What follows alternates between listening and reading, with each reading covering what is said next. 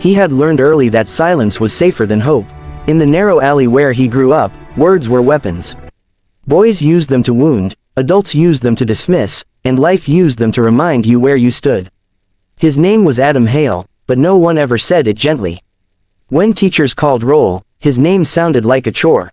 When neighbors said it, it carried pity or irritation. When bullies shouted it, it echoed with laughter. Adam didn't speak much, not because he couldn't form words, but because every time he tried, something inside him tightened like a knot pulled too fast. His voice would catch, stumble, break. Sometimes it disappeared entirely. Doctors called it a severe speech disorder mixed with trauma. Kids called it funny. Adults called it unfortunate. Adam called it his prison. His father left when Adam was 6. No dramatic goodbye, no final speech. Just an empty doorway and a mother who suddenly learned how heavy silence could be. His mother, Ruth, worked 2 jobs and smiled through exhaustion like it was a second language. She never rushed Adam when he tried to talk. Never finished his sentences. She waited, always waited. At night, when the alley quieted and the city lights flickered like tired stars, Adam would sit on the edge of his bed and hum. Softly, almost secretly. It wasn't singing, not really. Just a sound that didn't trip him, didn't mock him, didn't freeze halfway out of his chest. Humming felt safe. Music didn't ask him to be fluent. It just asked him to feel. At school, Adam was invisible until he wasn't. The day a substitute teacher asked him to read aloud, the room went silent. Adam stood up, his hands shaking, his heart racing ahead of his courage. The first word came out wrong. The second never came out at all. Laughter erupted like a firecracker. Someone mimicked him. Someone else slapped the desk and said, "Spit it out." Adam sat down and never raised his hand again. He learned to survive by shrinking. Head down, hoodie up, walk fast, speak never. By the time he was 16, silence had become a habit, then an identity. Teachers stopped calling on him. Classmates stopped expecting anything from him. The world moved on, and Adam stayed quiet.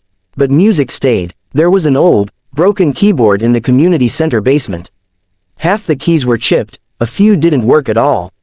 Adam found it by accident while hiding from a group of boys who liked to shove him for sport. In that dim basement, surrounded by dusty chairs and peeling paint, he pressed a key. The sound startled him. It wasn't perfect, but it was honest.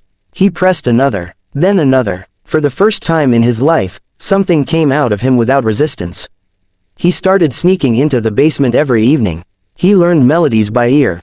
He taught his fingers to speak where his mouth could not. Music became his language. Each chord said what his voice never could. Fear, anger, hope, longing. His mother noticed the change before anyone else. Adam still didn't talk much, but his eyes held something new. Purpose, maybe, or courage quietly rehearsing. One night, Ruth stood at the basement door and listened. Tears rolled down her face as her son played a melody so raw it hurt.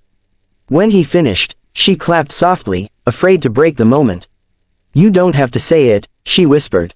"I hear you." Years passed. Adam graduated quietly. No speeches, no awards, just a handshake and a nod. He worked odd jobs, stocking shelves, cleaning offices, staying unseen, but every night, he played. His music grew deeper, heavier, brighter.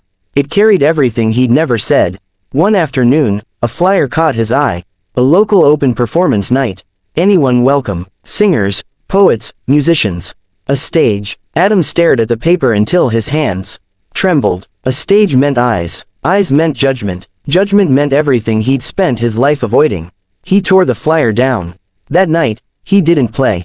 The next morning, Ruth taped the flyer back together and placed it on the kitchen table. "You don't have to talk," she said gently. "Let the music." Adam didn't answer, but he folded the flyer and put it in his pocket. The night of the performance, Adam almost didn't go. He stood outside the venue, listening to laughter spill through the doors. Confident voices, easy joy, everything he wasn't. Then someone bumped into him and said, "Sorry, man," without mockery. Just kindness. Adam took a breath and stepped inside. When his name was called, it sounded foreign in the microphone. Adam walked to the stage, heart pounding so loud he was sure everyone could hear it. The keyboard waited under the lights like a challenge. He sat, closed his eyes, and played. The first note was shaky. The second steadied. Then the room changed. Conversations stopped. Phones lowered. Something in the music demanded attention. It wasn't flashy. It was honest. Pain poured through every chord, but so did resilience. Adam played like someone telling the truth for the first time.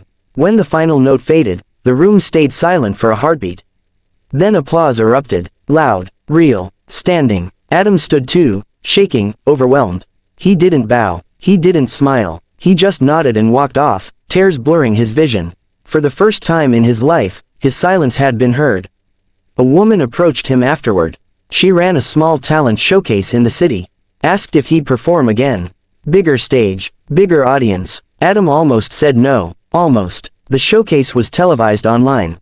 Nothing massive, but enough. Enough to change everything. Backstage, Adam's hands trembled so badly he could barely sit. The keyboard waited again. The lights burned hotter. The crowd buzzed louder. This time, before he played, Adam did something he'd never done. He leaned into the microphone.